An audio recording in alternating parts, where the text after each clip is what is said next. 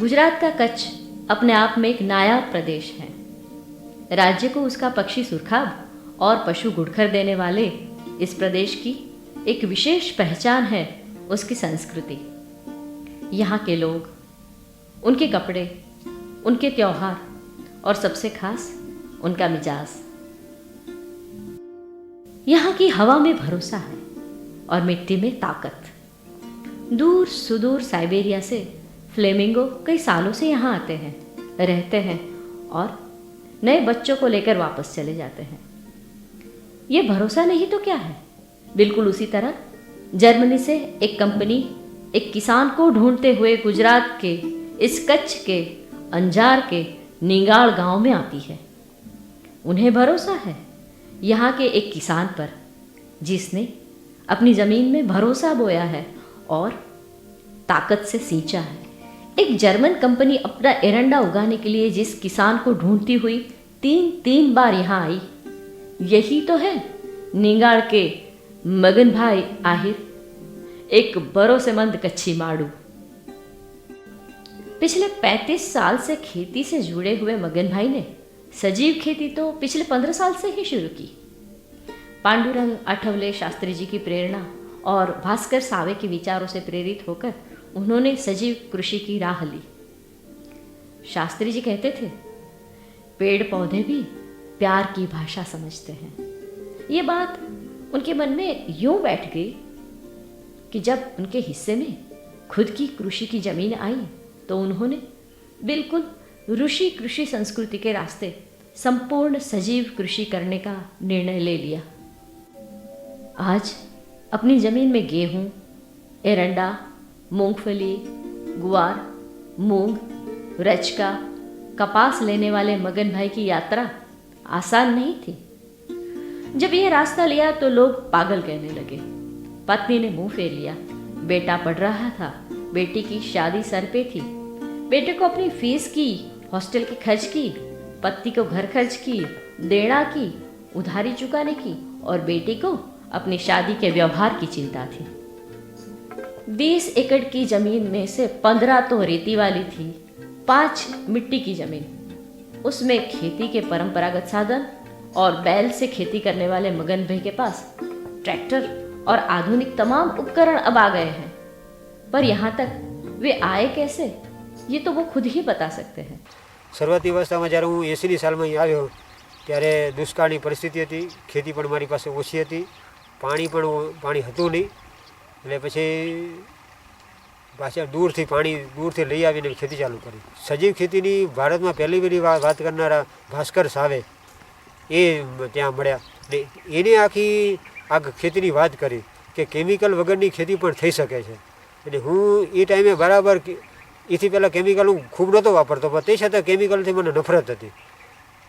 આ હિંસાવાળી પ્રવૃત્તિ ને આ વાત મને બિલકુલ પસંદ નહોતી ને હું પોતે એનો પ્રયાસ શોધતો હતો ને ત્યાં મને એ પ્રયાસ મળી ગયો ને ત્યાંથી જાણી આવી ને મેં ડાયરેક્ટ જ સજીવ ખેતીની શરૂઆત કરી દીધી। જોયું કે ઘણા વર્ષો પહેલાં મારી નવી જમીન હતી, એમાં જ્યારે ખેતી કરતો તો સારામાં સારી થતી હતી શરૂઆતી અવસ્થામાં, તો એ શેના કારણે થતી હતી?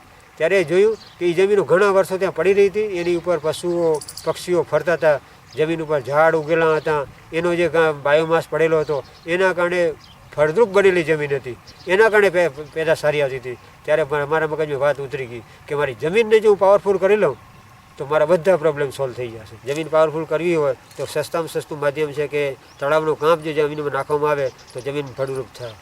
પછી કમ્પોસ્ટ બનાવવામાં આવે તો એ તૈયાર ખાતર કહેવાય, એ તૈયાર ખોરાક એનો છોડનો થઈ જાય। તે કમ્પોસ્ટ બનાવવાનું શરૂ કર્યું।